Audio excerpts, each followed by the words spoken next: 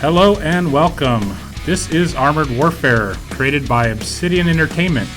My name is Joshua Morris, and I'm the senior producer at my.com. Some of you may know me as Jinx71 on the forums, and today I'll be talking about vehicle classes and roles in Armored Warfare. The modern battlefield has many types of vehicles performing a variety of functions. Many of these will be represented in Armored Warfare.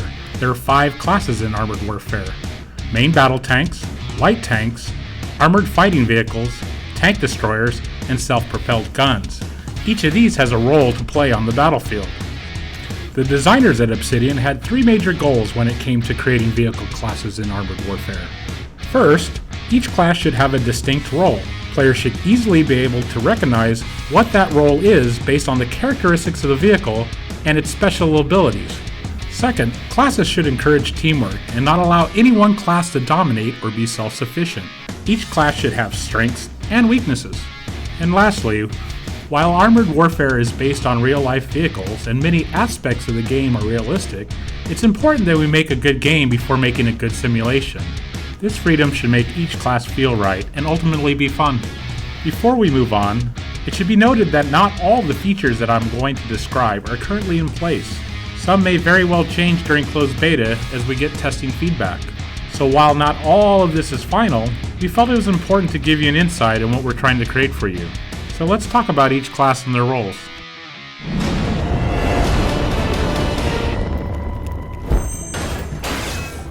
Main battle tanks form the backbone of any modern army.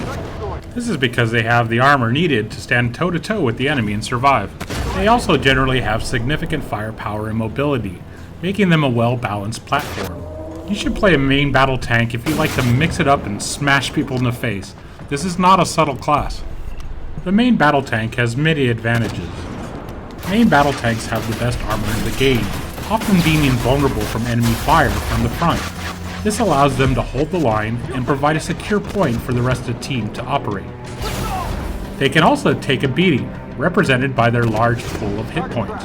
Main battle tanks will be able to shirk off damage that would otherwise kill other more fragile classes in the game. Lastly, they have big guns. Only the TD will be able to keep up or surpass you in the amount of damage you can deliver to a single target. While most MBTs can reach decent speed, they don't have the acceleration to match some of their more nimble foes. They should make sure to keep their flanks secure so they don't reveal any of the chinks in their rear armor. You should rely on your teammates for scouting. Your role is to hold the line and push where needed. As I said before, main battle tanks are not subtle. Don't expect to hide in a bush or sneak up on anyone across an open field. Main battle tanks are the basic core element in Armored Warfare, and we found them to be so badass we haven't needed to give them any special abilities to define them. This of course may change over the course of development, and we'd love to hear what you think.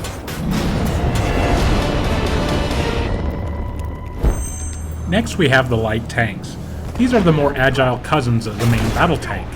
This class is for people who think that heavy armor is not as important as agility when it comes to surviving on the modern battlefield.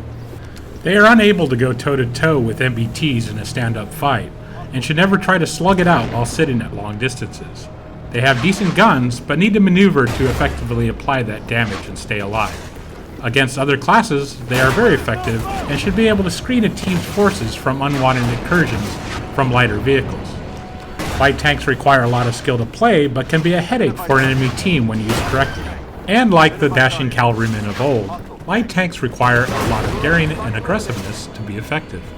For light tanks, speed is life. Light tanks have enough acceleration and maneuverability to dodge MBTs and weave in out of the front lines, firing all along the way.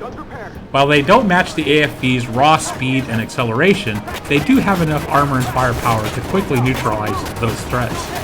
To really drive this home and distinguish them from MBTs, we have given them increased mobile accuracy, allowing them to effectively fire on the move with less penalty to aim. While the light tanks can use their mobility to get into the action, we wanted to give them the ability to get out as well. Light tanks have the additional capacity for smoke dischargers, allowing them to dramatically increase the stealth of those around them so they can concentrate on dispatching the enemy and quickly getting out of harm's way. They can also capture bases faster than MBTs, TDs, and SPGs. We also want light tanks to be effective circle strafers. so we may also give them the ability to auto-target more effectively than other classes, even leading moving targets. While this may not help against heavily armored targets like MBTs, it should give a good defensive advantage versus lighter armored foes. This has not been added to the game yet, however. Don't let the name fool you. These are not scouts. They must still rely on other teammates to expose enemies, then use their mobility to take advantage. These are also not main battle tanks. A driver that relies on armor will soon find themselves dead. They may have enough armor and hit points to take a few hits and get some lucky bounces, but they should rely on mobility and smoke to keep them alive. While they do have smaller footprints than main battle tanks, they shouldn't rely on camo to save them. I can't stress this enough. It's their mobility that keeps them alive.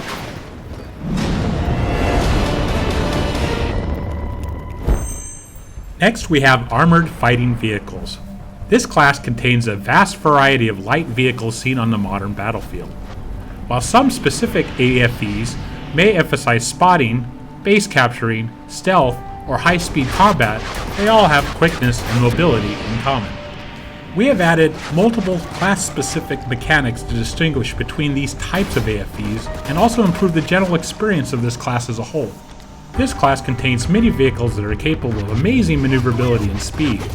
They are, however, very fragile, and you should think not twice, but 3 times before mixing it up with enemy units.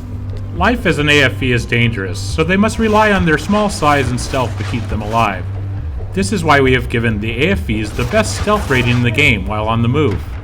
Spotting is one of the key roles of the AFV, and they have the best view range in the game. In addition, they get a bonus to this view range when stationary, so if they can find a good spot to hide, they can push this advantage even further. As you may know, all classes in the game get a warning when they are first spotted. However, AFVs take this to the next level. They will also get a constant warning whenever they are in view of an enemy. This gives them the needed awareness to keep themselves alive. This class ability makes AFVs great teammates, making everyone more effective. The basic idea is that AFV players will be able to designate targets by hitting the V key and keeping them within their sights for a few seconds. While designated, an enemy target will lose stealth, show up on the minimap, and most devastating at all, the fire the target receives will hit for maximum damage. For example, if a shot would normally do 90 to 110, it would be guaranteed to do 110 damage as long as the target is designated. This is a very powerful ability and will be restricted with cooldowns and timers. Lastly, AFVs have the fastest capture rate in the game. This gives them the incentive to stay alive into the late game and help capture bases quickly before the enemy can respawn. Quite simply, everything on the battlefield can easily kill you. You need to be smart, fast, and stealthy to keep alive.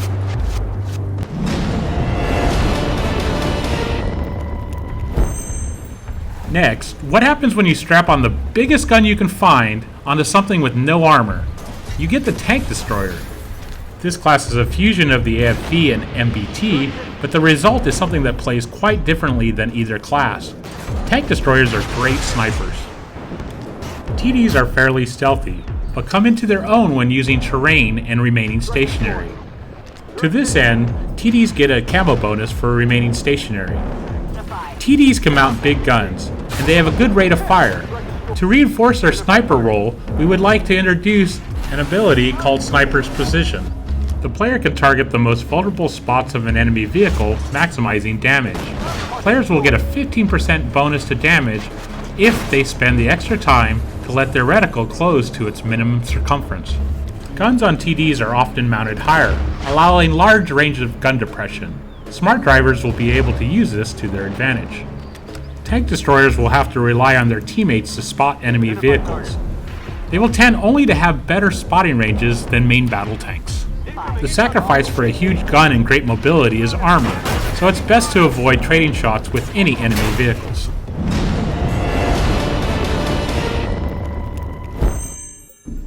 Last but not least, we have self-propelled artillery.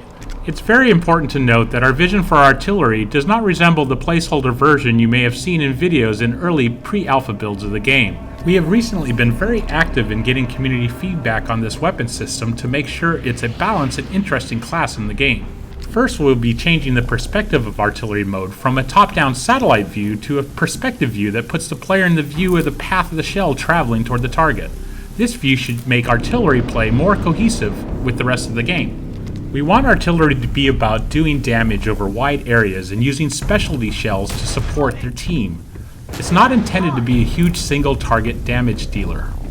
Artillery have the ability to affect the battlefield from the safety of the rear areas.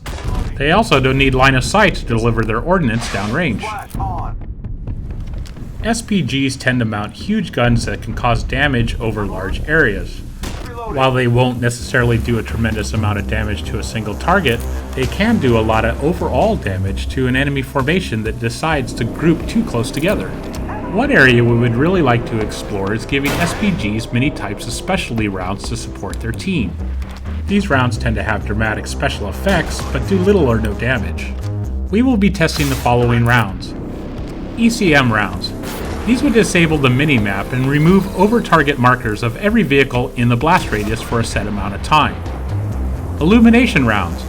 This round would fall from the sky, revealing all enemies within a target area, breaking any stealth or camo.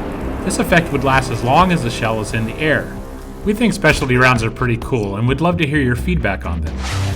All the advantages of an SPG come with one really big downside. They have a hard time defending themselves against any enemy that is able to find them. Every time a self-propelled gun fires, it gives a ping on the minimap to all enemy SPGs. This means that Arty must continue to relocate or they will find themselves on the wrong end of counter battery fire.